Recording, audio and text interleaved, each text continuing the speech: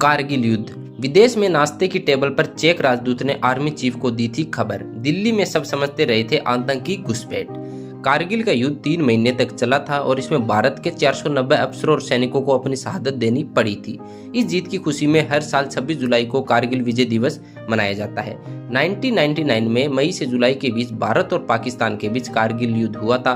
इस युद्ध के अब 25 साल पूरे होने जा रहे हैं। युद्ध के दौरान भारतीय सेना ने ऑपरेशन विजय चलाया था और भारत की सीमा में घुसे पाकिस्तानी सैनिकों को खदेड़ दिया था।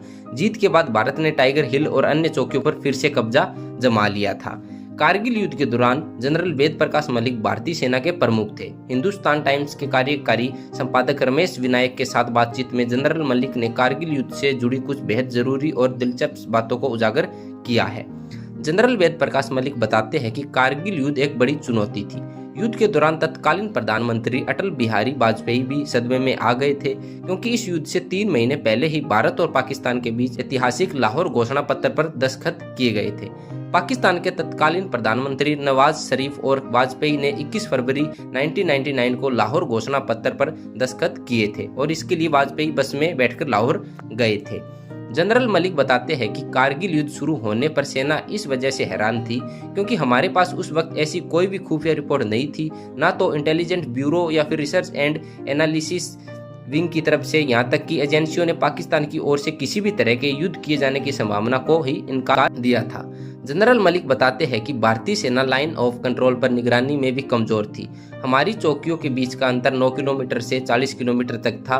जब कड़ाके की ठंड पड़ती है तो इस इलाके में पेट्रोलिंग पर भी असर होता है। उस समय हमारे पास वैसे गैजेट भी नहीं थे जैसे आज है। मलिक बताते हैं कि हमारे पास निगरानी करने वाले ड्रोन नहीं थे, सैटेलाइट इमेजरी नहीं थी, रडार नहीं थे और यहाँ तक कि नाइट विजन उपकरण भी नहीं थे। ऐसे वक्त में कारगिल में पाकिस्तान के द्वारा युद्ध की शुरुआत करना निश्चित रूप से हैरानी भरा कदम था। भारतीय सेना को कारगिल में पाकिस्तान की नापाक हरकतों के बारे में कब पता चला, इस बारे में पूछने पर जनरल मलिक बताते हैं कि 1999 में वह पोलैंड और चेक गणराज्य की आधिकारिक यात्रा पर थे। जब वह चेक गणराज्य में राजदूत के साथ नाश्ता कर रहे थे तब उन्होंने मुझे बताया कि पाकिस्तान के अखबार लिख रहे हैं कि उनके मुल्क ने कारगिल में लाइन ऑफ कंट्रोल के एक हिस्से पर कब्जा कर लिया है। जनरल मलिक बताते हैं कि उन्होंने तुरंत दिल्ली में आर्मी हेडक्वार्टर को फोन किया। कारगिल में टॉप से लेकर कॉर्प्स कमांडर तक सभी ने इसे पाकिस्तानी सेना की नहीं बल्कि सलवार कमीज में आए आतंकवादियों की घुसपैठ माना। जनरल मलिक बताते हैं कि जब वह वापस लौटे तब भी उन्हें ब्रीफिंग में यही बताया गया कि कारगिल में घुसे यह लोग आतंकवादी थे जिन्हें वहां से खदेड़ दिया जाएगा। तब के रक्षा मंत्री भी उस इलाके में गए थे और उन्हें भी यही बताया गया कि चिंता करने की कोई बात नहीं है। जनरल मलिक के मुताबिक जब वह जमीनी हालात का जायजा लेने के लिए पहुंचे तो उन्होंने सेना के लोगों से कहा कि आतंकवादी कभी भी इस तरह की हरकत नहीं करते हैं जैसा हमने यहाँ देखा है। वह एक जगह टिके नहीं रहते, हम कई सालों से उनसे निपट रहे हैं। उस वक्त हमारे पास ऐसी खबरें थी कि एलओसी के साथ लगते हुए 100 किलोमीटर के इलाके में लोगों ने कब्जा कर लिया था। जनरल मलिक बताते हैं कि 21 मई को उन्होंने कैबिनेट कमेटी ऑन सिक्योरिटी को बताया कि हालात जितना हम सोच रहे हैं उससे कहीं ज्यादा गंभीर है। जनरल मलिक बताते हैं कि परवेज मुशर्रफ 1980 में पाकिस्तानी सेना के ब्रिगेडियर थे और उस वक्त उन्होंने सियाचिन सेक्टर में हमारी कुछ पोस्ट पर फिर से कब्जा करने की कोशिश की थी, लेकिन वह इसमें पूरी तरह नाकामयाब रहे थे। मुशर्रफ को इस बात का दुख था कि उनके कई लोग मारे गए और वह अपने मिशन में कामयाब नहीं हो सके। जनरल मलिक कहते हैं कि मुशर्रफ अच्छे कमांडो थे लेकिन खराब रणनीतिकार थे। जब मुशर्रफ पाकिस्तानी सेना में मेजर जनरल या लेफ्टिनेंट जनरल बने तब उन्होंने पाकिस्तान की तत्कालीन प्रधानमंत्री बेनजीर भुट्टो से इन इलाकों में हमला करने की बात कही थी। बेनजीर भुट्टो ने उनसे कहा था कि उन्हें इस तरह की मूर्खतापूर्ण बातें नहीं करनी चाहिए। जनरल मलिक बताते हैं कि अक्टूबर 1998 में तत्कालीन प्रधानमंत्री नवाज शरीफ ने जब मुशर्रफ को पाकिस्तान का सेना प्रमुख नियुक्त किया तो मुशर्रफ को ऐसा लगा कि यह उसके पास खुद को साबित करने का समय है और यही वक्त है कि जब वह सियाचिन और कुछ अन्य चौकियों पर कब्जा कर सकते हैं। जनरल मलिक बताते हैं कि मुशर्रफ इस क्षेत्र को अच्छी तरह से जानते थे और उन्हें पता था कि घुसपैठ करने के लिए यह सबसे अच्छी जगह है। जब कड़ाके की सर्दी थी तब उन्होंने हमारे इलाके में पेट्रोलिंग करनी शुरू की और फरवरी 1999 में यहाँ अपने अड्डे जमा लिए, लेकिन बर्फीले तूफान और एवलांच की वजह से पाकिस्तानी सेना को अपने कई लोगों को खोना पड़ा था।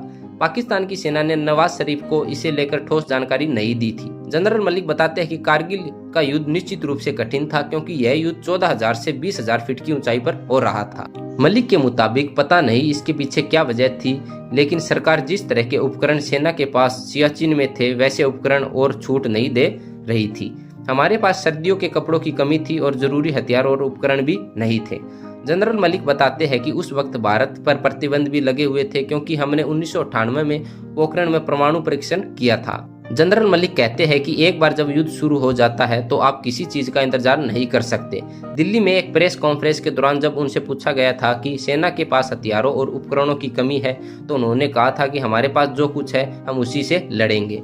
जनरल मलिक ने कहा कि भारतीय सेना के पास पाकिस्तानी घुसपैठियों को लेकर कोई जानकारी नहीं थी और हमारे सैनिक शहीद हो रहे थे, लेकिन जब हमने टोलोलिंग और 3 पिंपल रिज लाइन पर कब्जा कर लिया तो फिर मुझे इस बात का विश्वास हो गया कि जिस चीज की हमें जरूरत है हमारे जवान वह कर लेंगे और इसके बाद हमें कोई नहीं रोक सका। जनरल मलिक बताते हैं कि युद्ध में गोलियों और गोलीबारी के कारण भारतीय सेना के 468 जवान शहीद हुए, लेकिन ऊंचाई और दुर्घटनाओं की वजह से भी हमारे सैनिक को शहादत देनी पड़ी थी। तो दोस्तों, आपको कैसी लगी ये स्टोरी हमें कमेंट करके जरूर बताएं।